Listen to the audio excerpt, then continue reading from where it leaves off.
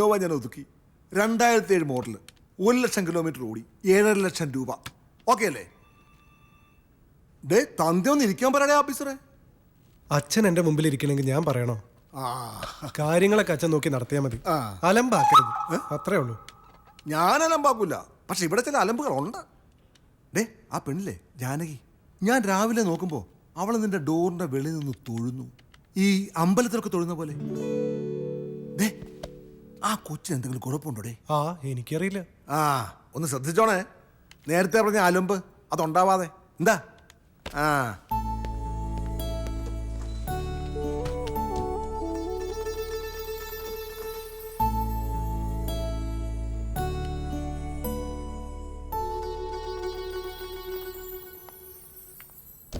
കയ്യിലിരിക്കുന്ന ഫയൽ ഇവിടെ വെച്ചിട്ട് പൊക്കോളൂ. ഓ ഫയലില്ലല്ലേ? എന്നാ പിന്നെ ഇപ്പൊ പോയിട്ട് പിന്നെ എപ്പോഴെങ്കിലും ഒരു ഫയലുമായിട്ട് വന്നോളൂ. Thanks sir. ഇക്കാലത്തൊരു മനുഷ്യന് ചെയ്യാത്ത സഹായ സാർ ചെയ്തത്. 50,000 രൂപ ഒരുമിച്ച് കൊടുത്തപ്പോ അവരൊന്ന് അടങ്ങി. ഞാൻ ചോദിക്കാതെ തന്നെ എന്നെ സഹായിച്ച സാർ എന്റെ ദൈവമാണ്. അയ്യോ എനിക്കിതൊന്നും കേൾക്കുന്ന ഇഷ്ടമല്ല, താനൊന്ന് പോവോ? സാർ ഞാൻ ബാക്കി പിന്നെ പറയാം.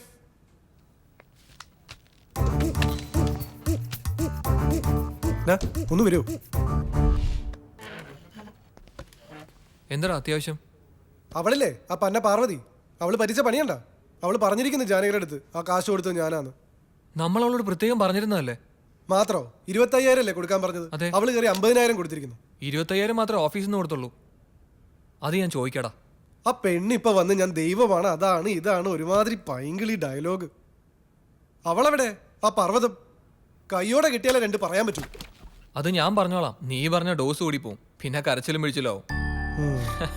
കൂൾ ഡൗൺ മോനെ, നിന്നെ ജാനകി കയറി പ്രേമിക്കുന്ന പേടിച്ചിട്ടാണോ? പോടാ പോലെ ഒരു സൈക്യാട്രിസ്റ്റ് വന്നിരിക്കുന്നു. ഡാടാ ഡാടാ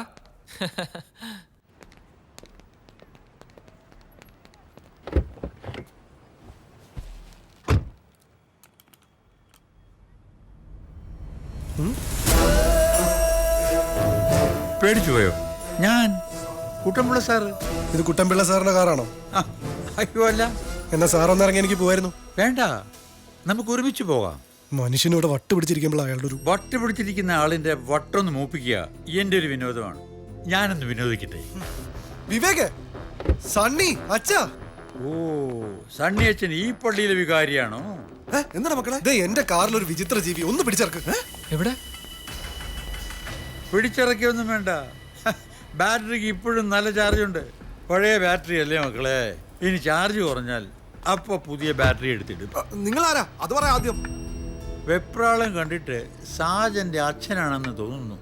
വാസൂട്ടി എന്നാണ് പേരെങ്കിൽ അത് നന്നായിട്ട് ചേരും. എന്നാല് പേരിനും രൂപത്തിനും ചേരാത്ത ചില സ്വഭാവങ്ങൾ കൂടെ കയ്യിലുണ്ട്, അത് കാണിക്കണ്ടെങ്കിൽ വന്ന കാര്യം പറ. ഞാനൊരു ലിസ്റ്റ് തയ്യാറായിക്കൊണ്ടിരിക്കുക, പുത്തൻ പണക്കാരുടെ. ആ ലിസ്റ്റിൽ ഏറ്റവും മുമ്പില് വാസൂട്ടിയേട്ടൻ്റെ മകൻ സാജന. അപ്പോൾ അദ്ദേഹത്തെ കണ്ട് ഒരു കുറ്റാന്വേഷണം നടത്തിയിട്ട് പോകാമെന്ന് കരുതി. പക്ഷേ നിങ്ങൾ ആരും സഹകരിക്കുന്നില്ല. എന്നാ ഞാൻ വിട്ടോട്ടെ. ബാറ്ററി വീക്കായില്ലെങ്കിൽ വീണ്ടും വരാം. അല്ല, വരേണ്ടി വരും, കാണേണ്ടിയും വരും.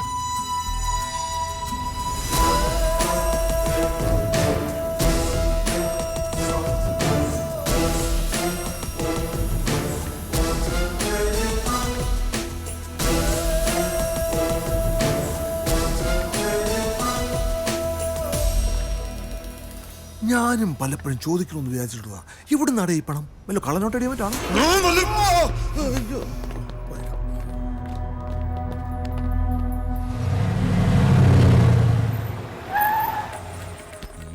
ഗണപതി ഭഗവാനേ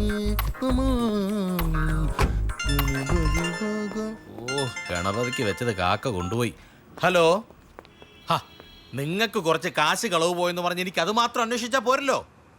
ഹലോ, അന്വേഷിക്കുന്നുണ്ട്. ഒരു സബ് ഇൻസ്പെക്ടറിന്റെ ചുമതലകൾ എന്തൊക്കെയാണെന്ന് താങ്കൾക്കറിയാവോ? എന്ത് രാജ്യം ഭരിക്കാൻ വേറെ ആളുണ്ടെന്നോ? അതൊക്കെ ഒരു പേരിനല്ലേ ഉള്ളൂ. കാര്യങ്ങൾ നോക്കാൻ ഞങ്ങൾ തന്നെ വേണം. ശരി ശരി ശരി. കൂടുതൽ ഊർജിതമായ അന്വേഷണത്തിലേക്ക് കടന്നോളാം. ഓ ശരി, ധൈര്യമായിട്ട് വെച്ചോ. ഓ ശരി ശരി. പിന്നെ ആഹാ, എന്താടോ സാർ ആ ബാങ്കിന്റെ കേസിലെ കക്ഷികൾ വന്നിട്ടുണ്ട് സാർ. എന്നാ പിന്നെ അവരെ അകത്തോട്ട് വിളിക്ക്. ഇനി എന്തിനു താലപ്പൊലിയും ചെണ്ടമേളവും ശിങ്കാരിമേളവും ഒക്കെ വേണോ? അത് കുമരഞ്ചേരി ഉത്സവത്തിന് പോരെ സാർ. പോയി വിളിച്ചോട്ട് വാടോ. ഗണപതി ഭഗവാനേ നമാമി. ആഹാ, ഗണപതി ഭഗവാനെ. മോഷണം പിടിച്ചുപറി വാണിഭം, ഇത് മാത്രമുള്ളോ ഈ സമ്പൂർണ്ണ സാക്ഷര കേരളത്തിൽ?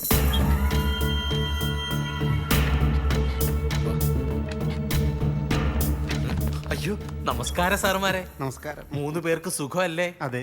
അങ്ങ് കൊമ്പത്ത് പിടിപാടുള്ള നിന്നെയൊക്കെ ഇങ്ങനെ എഴുന്നേറ്റ് നിന്ന് ബഹുമാനിച്ചില്ല എന്റെ തൊപ്പി പോകാൻ അത് മതിയല്ലോ. ഓ പവനൻ സാറ് നല്ല ചൂടിലാണല്ലോ. അതെ, സാറിന് വൈറൽ ഫീവറാ. ജോസപ്പേ, അല്ല സാറേ, ഞങ്ങളെ കണ്ട് എണീറ്റ് ബഹുമാനിച്ചില്ലെങ്കിലും ഒന്ന് ഇരുത്തി സംസാരിക്കായിരുന്നു. കണ്ട സാർ ലേശം ഒന്ന് ഇറങ്ങിപ്പോ അവൻ കീറുന്ന കയറ്റം കണ്ട. ഇവനെയൊക്കെ ഇറക്കാടോ.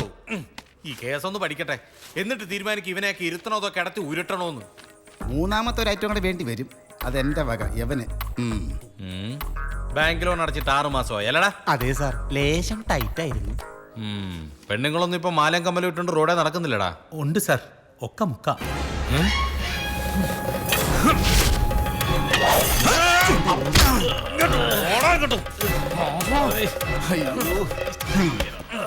ഒരു തമാശ പറഞ്ഞപ്പോ അവന്റെ ഒരു ഏതേലും പെണ്ണിന്റെ കാതിലോ കഴുത്തിലോ കിടക്കുന്ന സ്വർണത്തെ നീ തൊട്ടാ വെട്ടും. പറയടാ, ബാങ്കിലെ പൈസ എപ്പ അടയ്ക്കും? പറയടാ, എന്തെങ്കിലും പറയടാ. ഒന്നി പിടിച്ചു പറിക്കണം, അല്ലെങ്കിൽ കളഞ്ഞു കിട്ടണം. പോടാ. എന്താണ് നിന്റെ നാവിറക്കിപ്പോയോ? പറയടാ. സാറേ, അത് കൃത്യമായിട്ട് എങ്ങനെ പറയാനാ? ആരെ കൊന്നിട്ടാണെങ്കിലും ഞാനത് ഉടനെ അടച്ചോളാം. പോ സ്ഥലം വിട്. അപ്പൊ സാറ്റർഡേ നമ്മൾ വീണ്ടും കാണുന്നു, ടേംസ് ഉറപ്പിക്കുന്നു. വേണി അന്ന് തന്നെ എഗ്രിമെന്റ് വെക്കാം. എന്താ സജ? പിന്നെന്താ, അഡ്വക്കേറ്റിനോട് ഡ്രാഫ്റ്റ് റെഡിയാക്കാൻ പറഞ്ഞോളൂ.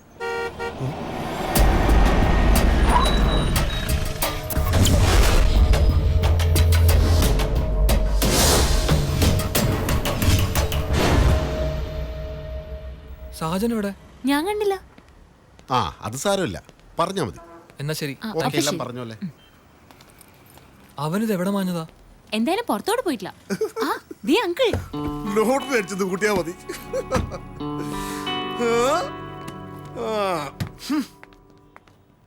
എന്തു പറ്റിയടാ? എടാ, ഒരു സ്കോർപിയോ നമ്മുടെ ഓഫീസിന്റെ മുമ്പിൽ വന്ന് നിന്നോ? വന്നു. അതിനെന്താ പ്രശ്നം? അതിന്റെ നമ്പർ KL018999 അല്ലേ? അതെ. എടാ, അത് ആ വണ്ടിയാടാ അന്നത്തെ. എന്നിട്ട് അവന്മാരെവിടെ? ആ 3 സംഘം. അവരെയൊന്നും ഞാൻ കണ്ടില്ല. അത് ഓടിച്ചോണ്ട് വന്നത് എന്റെ അച്ഛനാ. അച്ഛനോ? ആ വണ്ടി ഇങ്ങനെ അച്ഛൻ്റെ വന്നു? 2009 മോഡൽ, വെറും 60,000 കിലോമീറ്റർ ഓടി, super number, red colour Scorpio. എന്ത് കൊടുക്കണം? ഒരു 6 ലക്ഷം. ഓക്കെ, 5.5 വേണ്ട, 5. ഒരു 4 ലക്ഷം പറ, അതിന് കിട്ടുമോ? വേണ്ട, 3.5, 3.4. അയ്യ, ചുമ്മാ കിട്ടി. ഒന്ന് പോയിടാ. എടാ, വെറും 2.5 ലക്ഷം രൂപ റെഡി ക്യാഷ്. അങ്കിളെ കൂടെ കൈ. അങ്കിളുടെ കഴിവ് അപാരം തന്നെ. ഞാനതൊന്ന് എടുത്തു നോക്കി. പക്ക കണ്ടീഷൻ, വെൽ മെയിൻറ്റെയിൻഡ് കാർ. അവന്മാർക്ക് അബദ്ധം പറ്റിയതായിരിക്കും അല്ലെങ്കില്, അതോ കാശിന് അത്യാവശ്യപ്പെട്ടു നിന്നോ? ഏതായാലും അങ്കിൾ ഇതുവരെ വാങ്ങിയതിൽ പ്രോഫിറ്റ് മേക്ക് ചെയ്ത് തന്നെയായിരിക്കും. പിന്നെ സൂപ്പർ നമ്പറാ. ആ നമ്പറിന് കൊടുക്കണം കാശ്. Well done uncle. Thank you മോളെ. നീങ്ങുവാ. എന്താ? ഏയ് അച്ഛനൊന്ന് വന്നേ, ഞാനൊന്ന് വാരി പുണരട്ടെ. സൂപ്പർ കാറാ. ഈ വിലക്ക് ഇത് ഒന്നാന്തരം തന്നെ. അസല് നമ്പറും. അങ്കിൾ എവിടെ? ഒരു കൺഗ്രാചുലേഷൻ പറയണം. അടിപൊളി, 4 പുത്തൻ ടയറാ. ഞാനൊന്ന് അനക്കി നോക്കി, സസ്പെൻഷൻ വളരെ ക്ലിയറാ. വാസുട്ടിയുടെ കണ്ണു പിഴക്കില്ല. പക്ഷേ എന്റെ മകൻ പഴിച്ചു പോയി. ലോകത്തിന്ന് വരെ ഒരു മകനും അച്ഛന്റെ മുഖത്ത് നോക്കി വിളിക്കാത്ത പുളിച്ച തെറിയാ ഇന്ന് എന്റെ മുഖത്ത് നോക്കാതെ വിളിച്ചത്. അറിയാവോ? പലതിന്റെ അർത്ഥം എനിക്ക് മനസ്സിലായില്ല, ഇംഗ്ലീഷിലായിരുന്നു. എന്നാലും അവന്റെ മുഖഭാവം കണ്ടപ്പോ എനിക്ക് മനസ്സിലായി തെറിയാണെന്ന്. എല്ലാവർക്കും ബോധിച്ച വണ്ടി, അവന് മാത്രം ബോധിച്ചില്ല. എന്നെ ഈ ആപ്പീസിൽ നിന്ന് പുറത്താക്കിയാലും ശരി, ഞാൻ ഈ വണ്ടി ഇരിക്കുന്ന പ്രശ്നമേ ഇല്ല. എനിക്ക് വാശിയാ. മാറണ്ടേ കൂടെ. ഓ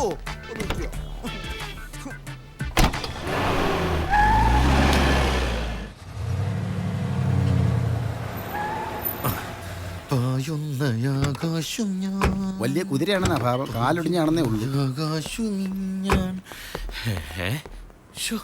ഏകദേശം ഈ ഡയറക്ഷനോട്ടാണല്ലോ ആ വണ്ടി വന്നത്. അതെ സാർ, നമ്മൾ കുറച്ചു മുമ്പ് അവരെ കണ്ടാണല്ലോ.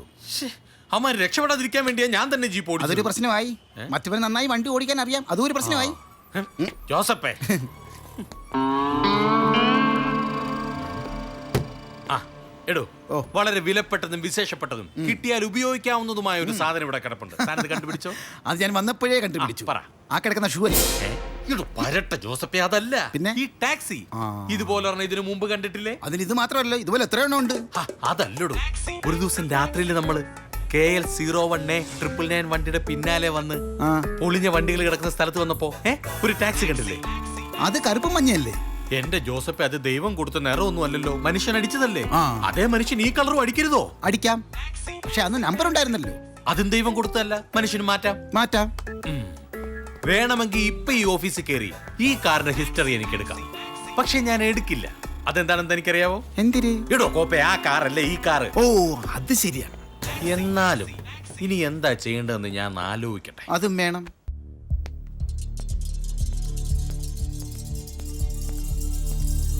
നീ എന്താ ഭക്ഷണം കഴിക്കാൻ വരാത്ത? എടാ, അച്ഛൻ ആ വണ്ടി കൊണ്ട് നടന്നാൽ ശരിയാവില്ല.